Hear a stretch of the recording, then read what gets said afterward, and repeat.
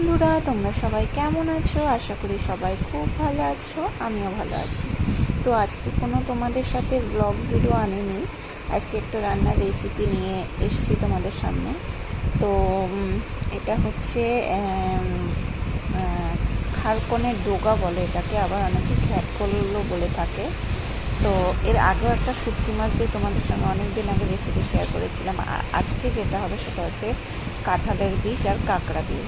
তো প্রথমে আমি খারকনের ডোকাটাকে সেদ্ধ করে জল ঝরিয়ে দিয়ে দিয়েছি, আর এদিকে কাঁকড়া ভেজে নিয়েছি, আর কি বলে ওটা কাঁঠালের বীজটাকেও ভালো করে সেদ্ধ করে নিয়েছি। তো তারপর এদিকে রান্নার জন্য পেঁয়াজ, কুচি লঙ্কা সব মশলা রেডি করে নিয়ে এবার জল ঝরে যাওয়ার পর সেই খারকনের ডোকাটাকে একটু তেলে ভালো করে ভেজে নেব।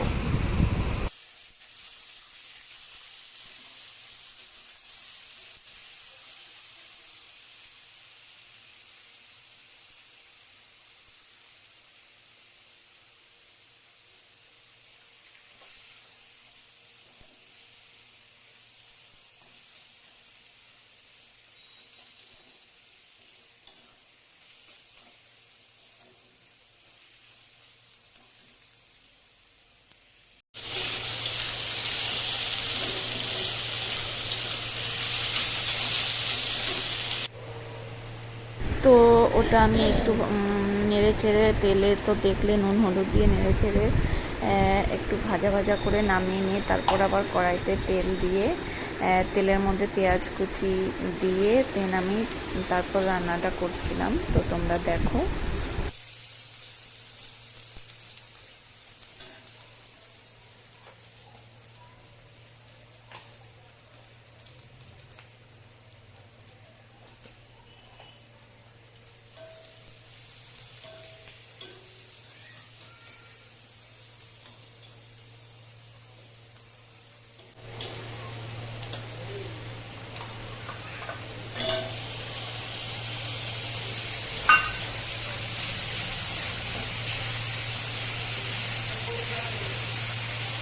তো মশলাতে যা দেয় আর কি, নুন হলুদ গুঁড়ো লঙ্কা গুঁড়ো সব কিছু দিয়ে আমি কষিয়ে নেব ওটাকে ভালো করে।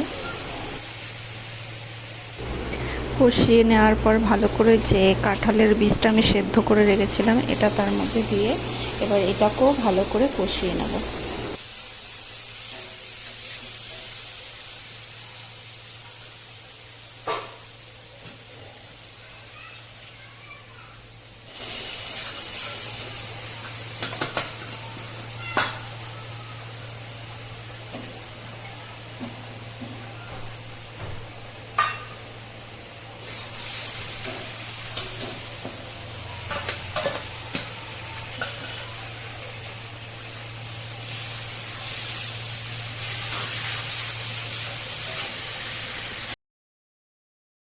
তো এটাকেও আমি কিছুক্ষণ রান্না করে তারপর যে ঘ্যাটকলটা আমি সেদ্ধ করে রেখেছিলাম, ভেজে রেখেছিলাম, তো সেটাকেও এবার এর মধ্যে দিয়ে কাঁকড়াগুলোকেও, ভাজা কাঁকড়াগুলোকেও আমি দিয়ে তারপর এটাকে ভালো করে কিছুক্ষণ কষিয়ে কষিয়ে রান্না করে নেব।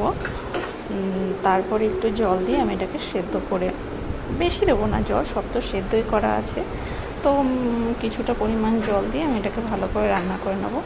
আর বিশ্বাস করো তোমরা, এটা খেতে এতটাই টেস্টি হয় যে মানে আমি বললে তো আর তোমরা বুঝতে পারবে না। তো তোমাদেরকে বলবো যে তোমরা এটা ঘরে রান্না করে, এই রেসিপিটা ঘরে রান্না করে খেয়ে দেখবে, জাস্ট দারুণ লাগে খেতে।